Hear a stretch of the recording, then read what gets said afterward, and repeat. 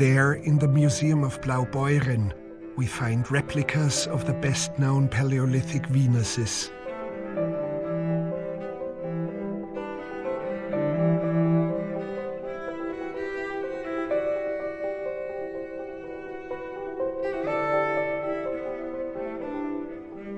But this one, the Venus of Hohlefels, stands out.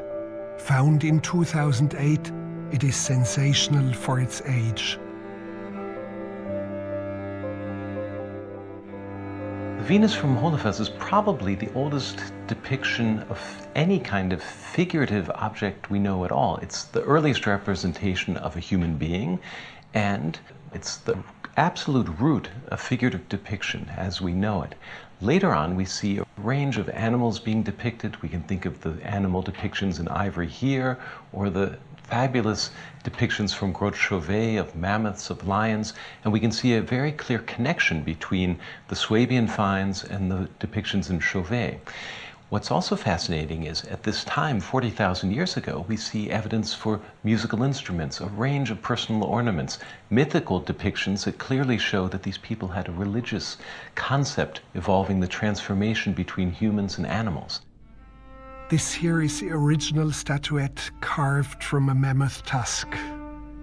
If we look at the Venus of Hohlefels a bit more closely, we can see very clearly, for instance, that the figurine has no head.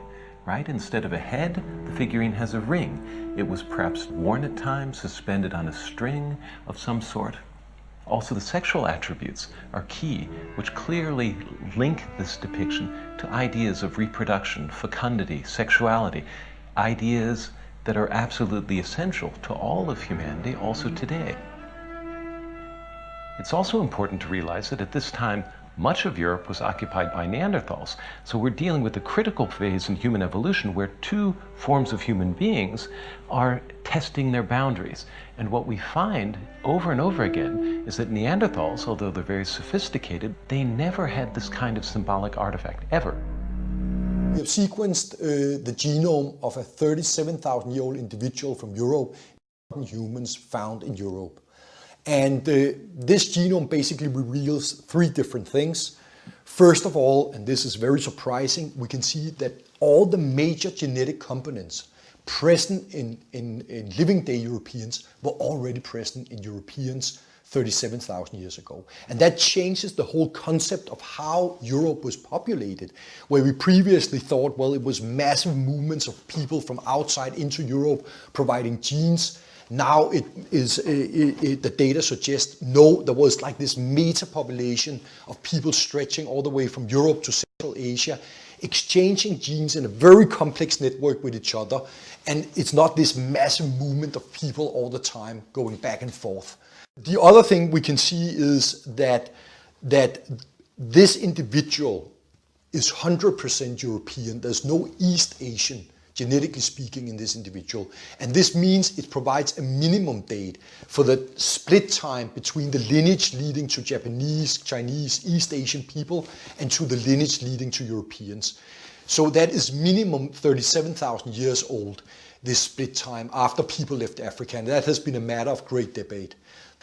Finally, we can also see that Koscinski 14 contains about 1% more Neanderthal in its genome than living Europeans. So instead of 2%, it has about 3%, and it's preserved in longer tracks. And that's because we're closer to the time of a mixture between modern humans and Neanderthals. And in fact, we can date this admixture to about 57,000 years ago.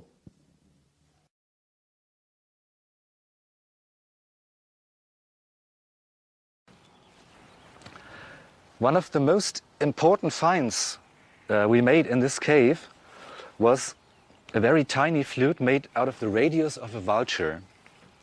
Astonishing on this flute is that it is pentatonic. And this is the same tonality we are used to hear today. And if you like, I'll try to play some small tunes for you.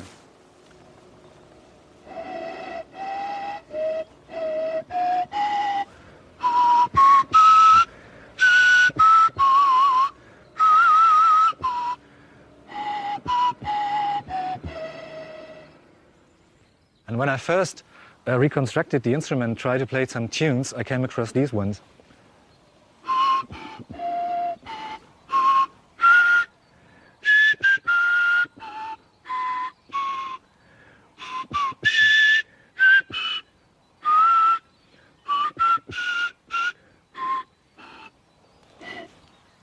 Sounds a little bit like Star Spangled Banner.